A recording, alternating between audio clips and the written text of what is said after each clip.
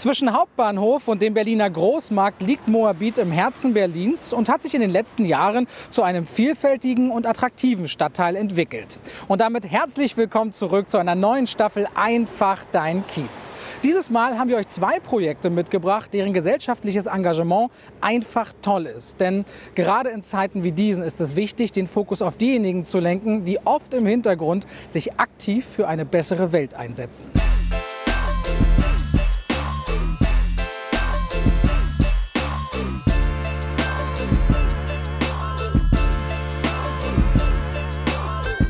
In den letzten 10 Jahren hat sich der ehemals eher etwas unattraktive Stadtteil inzwischen zu einem pulsierenden Ort mitten in der Stadt entwickelt. Und das liegt nicht nur an dem Anfang der 2000er Jahre erbauten Hauptbahnhof, sondern auch an den Künstlern und Kreativen, die hierher gezogen sind und dafür gesorgt haben, dass Moabit viel mehr Profil gewinnen konnte. Wie denken denn aber die Moabiter selbst über ihren Kiez? Hören wir doch mal genau hin, was die Menschen so sagen rund um Stephanplatz und Turmstraße. Ich bin hier geboren, groß geworden und ich sehe es schon seit 60 Jahren. Was mir am besten gefällt, ist wohl, dass hier alle Schichten aufeinander prallen, die nicht studiert haben, bis hin zu Akademiker, und die prallt alles aufeinander. In Moabit mag ich sehr gerne den Park hinten und Wanderwaffel, da kann man schön Waffel essen gehen. Das ist irgendwie auch die gewisse Flair, wenn man das so sieht, hier den Stephan-Kiez. Spielplatz gibt es hier auch für die Kinder und gerne gehe ich zum Beispiel essen im Restaurant Samsam. Ich möchte hier nicht weg und mein Junge möchte hier auch nicht weg. Wie Shakespeare schon einst sagte, es gibt mehr Dinge im Himmel und auf Erden, als eure Schulweisheit sich streamen lässt. In unserem Fall heißt das Theater für Kinder und Jugendliche. Und zwar hier im Grips-Theater im Hansaviertel, angrenzend an Moabit. Seit seiner Gründung 1969 beschäftigt man sich hier mit den Ängsten, Wünschen, aber auch Sorgen der Jüngsten und macht modernes Theater auf der Bühne. Hallo Philipp. Hallo. Könntest du kurz sagen, wer du bist, was du machst? Ich bin hier Theaterleiter im Grips-Theater. Und das Grips-Theater ist ein Kinder- und Jugendtheater. Und wir spielen hauptsächlich für Kinder und Jugendliche, aber erwachsenes Publikum darf natürlich auch kommen. Was ich zu tun habe als Theaterleiter ist natürlich irgendwie zu gucken, was spielen wir. Aber natürlich haben wir für alles eben halt auch noch weitere Leute. Das sind 12 Leute aus Technik, Gewerke, Musik, Dramaturgie, Schauspiel, Geschäftsführung, und mit diesen 12 Leuten beraten wir dann immer darüber, was wir machen. Was hat es mit der Gründung von dem Grips-Theater auf sich? Gibt es eine besondere Geschichte zu? Ja, einerseits ist es eben halt tatsächlich aus der 68er-Bewegung entstanden, und Volker Ludwig war damals die treibende Kraft da drin. Der ist eben halt selber Autor und hat dann angefangen, für Kinder zu schreiben. Und das war ganz wichtig, eben halt, weil er das emanzipatorische Kinder- und Jugendtheater praktisch erfunden hat. Das heißt, in der Hauptsache machen wir Uraufführungen nach wie vor, und wir machen Stoffe für Kinder und Jugendliche, die Kinder und Jugendliche heute aktuell beschäftigen. Zum Beispiel Alle außer das Einhorn. Das ist ein Stück für Kinder über Mobbing in der Schule, Cybermobbing. Was passiert da alles sozusagen drin? 1969 gegründet. Hattet ihr es immer ganz einfach oder musstet ihr auch mit verschiedenen Schwierigkeiten umgehen? Ich kenne fast kein Theater, das nicht eben halt um Finanzen kämpfen muss. Das passiert immer wieder. Was hier tatsächlich am Anfang ganz schwierig war, eben halt, dass diese Form des Theaters, die wir gemacht haben, damals nicht akzeptiert war. Da gab es den großen Vorwurf, wir würden die Kinder aufwiegeln in den 70er Jahren. Das Ganze hat sich dann aber wieder gelegt, nachdem das Theater ganz viel durch das Goethe-Institut, eigentlich durch die ganze Welt geschickt wurde. Und plötzlich überall in der Bundesrepublik diese Form des Theaters nachgemacht haben. Als ich reingekommen bin ins Grips-Theater, ist mir schon aufgefallen, dass aber auch das Thema Flüchtlinge, besonders jetzt in Bezug auf den Konflikt in der Ukraine, ein Thema ist. Aktuell machen wir eine Spendenaktion eben halt, um geflüchteten Menschen zu helfen. Es gibt immer wieder Aufrufe eben halt von uns auch eben halt, sich an Demonstrationen zu beteiligen. Wir haben ganz viele von den Hilfsprogrammen, die hier organisiert worden sind, auch mit veröffentlicht auf der Webseite. 2005 war das. Da war eine Gruppe von geflüchteten Menschen, da ging es um das Bleiberecht. Und da waren viele Jugendliche hier, die gesagt haben, sie können keine Ausbildung machen, sie können nicht zur Schule gehen, ihnen ist alles sozusagen verbaut. Wir haben dann eine Kampagne mit den Jugendlichen zusammen gegründet, haben ein Stück, das hier geblieben hieß, auf die Beine gestellt. Und seitdem sind wir mit den Jugendlichen ohne Grenzen, so haben sich die Jugendlichen dann irgendwann genannt, ganz eng verbandelt, unterstützen die eben halt und machen immer wieder Aktionen mit denen. Wie seid ihr denn im Kiez verortet? Was bedeutet diese lange Zeit hier zu sein? Was macht das mit euch und eurer Identität? Na, erstmal ist der Standort daher besonders, dass wir ja sozusagen in dieser internationalen Bauausstellung hier mit verwurzelt sind. Dieses Gebäude gehört mit dazu.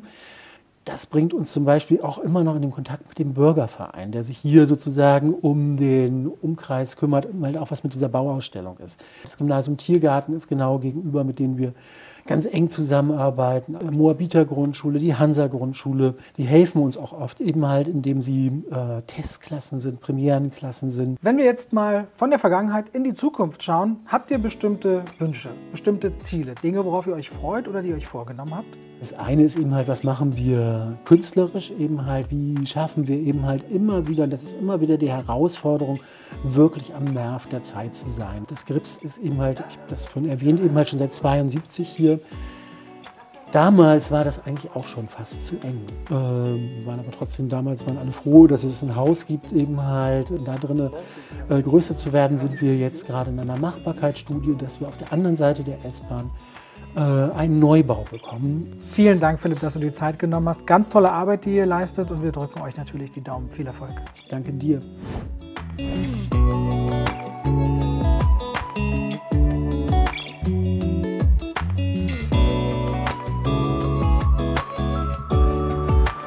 Vom Schultheiß-Quartier zur Armenius-Markthalle bis hin zum Zentrum für Kunst und Urbanistik. Moabit steckt voller Überraschungen und erlebenswerter Orte. Aktueller denn je ist das Thema Flüchtlinge. Und genau darum geht es bei Beginnerluft. Dieses Projekt wurde von Beata Rowadowska und Lea Bergmann ins Leben gerufen, um Menschen mit Flucht- und Migrationshintergrund den Einstieg in den deutschen Arbeitsmarkt zu erleichtern. 2015 haben wir beide in einer Notunterkunft gearbeitet, und als das Projekt ausgelaufen ist, 2019, war für uns klar, wir wollen weitermachen, aber es gab nicht ein Folgeprojekt, und da haben wir einfach beschlossen, uns selbstständig zu machen mit Beginnerluft. Unser Projekt richtet sich an geflüchtete Menschen und aber auch Menschen, die schon lange in Berlin leben, aber einen Migrationshintergrund haben. Im Prinzip kann jeder mitmachen, der motiviert ist und, sagen wir mal, ab B1 Deutschkenntnisse hat. Unser Coaching findet zweimal in der Woche statt, über einen Zeitraum von 3 Monaten. Und da in diesem Zeitraum schauen wir einfach, welche Kompetenzen bringen diejenigen mit, welche Zeugnisse haben sie, was ist realistisch. Und wir begleiten sie in diesem Prozess, herauszufinden, in welche Richtung es gehen kann. Ich war auf der Suche nach einer Ausbildung und einer Arbeit, und dann habe ich von meinem Jobcenter ein Angebot bekommen, dass ich bei Beginnerluft mich mir weiterhelfen lassen kann. Wenn Sie das Coaching bei uns abgeschlossen haben, dann endet das nicht mit 3 Monaten, sondern was uns natürlich wichtig ist, wir haben eine Community, eine Beginnerluft-Community, und die Menschen, die bei uns sind, wollen etwas zurückgeben. Und sie erzählen uns auch, welche Schwierigkeiten sie haben oder was sehr gut läuft, und wir unterstützen dann gezielt. Ich habe richtig viele Hilfe von Beginnerluft erhalten, und dann habe ich einen Ausbildungsplatz bei Deutsche Bahn, bei S-Bahn, im Bereich Elektronika, als Elektroniker für Betriebstechnik erhalten, und darüber freue ich mich sehr. Also für uns sind die größten Herausforderungen in unserer Arbeit eigentlich, dass manchmal einfach die Berufsbilder, die diejenigen in ihrer Heimat quasi, in dem Beruf, wo sie tätig waren, nicht wirklich hier äquivalent oder gleich sind. Und dass natürlich viele mit Schulabschlüssen kommen, wie zum Beispiel einem Abitur, aber hier wird es überhaupt nicht anerkannt. Und für manche ist es natürlich auch schwer zu merken, boah, ich habe eine Idee, ich habe einen Wunsch, aber hier in Deutschland braucht man ja 5, 6 Jahre, bis ich den endlich erreiche. Und will ich nochmal mit Mitte, Ende 20 damit anfangen, so viel Zeit zu investieren? Lea und ich sind in Moabit aufgewachsen. Ich habe eine Parallelstraße eigentlich von Lea entfernt gewohnt, und wir kannten uns da aber noch nicht. Und Lea ist in dem Coffeeshop, in dem ich gearbeitet habe, regelmäßig zum Kaffeetrinken gekommen. Und dann haben wir uns erstmal immer nur nett angelächelt. Sie hat mich mal gefragt, wo hast du deine Ballerinas her? Und dann begann eine innige Freundschaft, und seitdem sind wir eng verbandelt.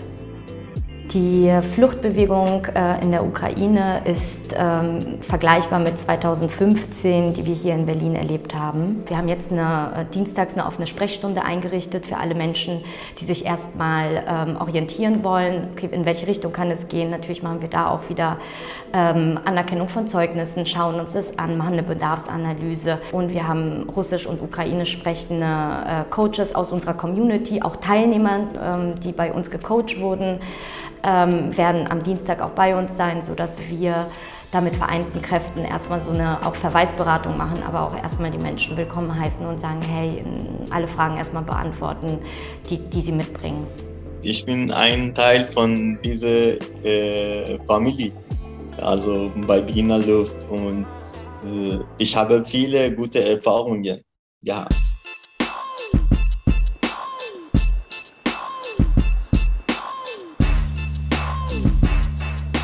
Menschen helfen, Fuß zu fassen, eine richtig gute Sache. Bevor wir gleich zum Ende dieser Folge kommen, schulde ich euch aber noch eine Antwort, denn der prominente Doktor aus Moabit, der gerne in die Ferien fährt, ist natürlich Farin Urlaub, der Sänger der besten Band der Welt, die Ärzte. Und damit sind wir am Ende dieser Folge Einfach dein Kiez. Ich freue mich auch 2022 darauf, mit euch die spannendsten Kieze der Stadt zu erleben, alle 2 Monate neu. Danke fürs Reinschalten, bleibt gesund, macht's gut und bis bald. Weitere Folgen Einfach dein Kiez findet ihr hier und hier. Da könnt ihr mehr Kieze erleben. Sehen, was wir alles schon entdeckt haben.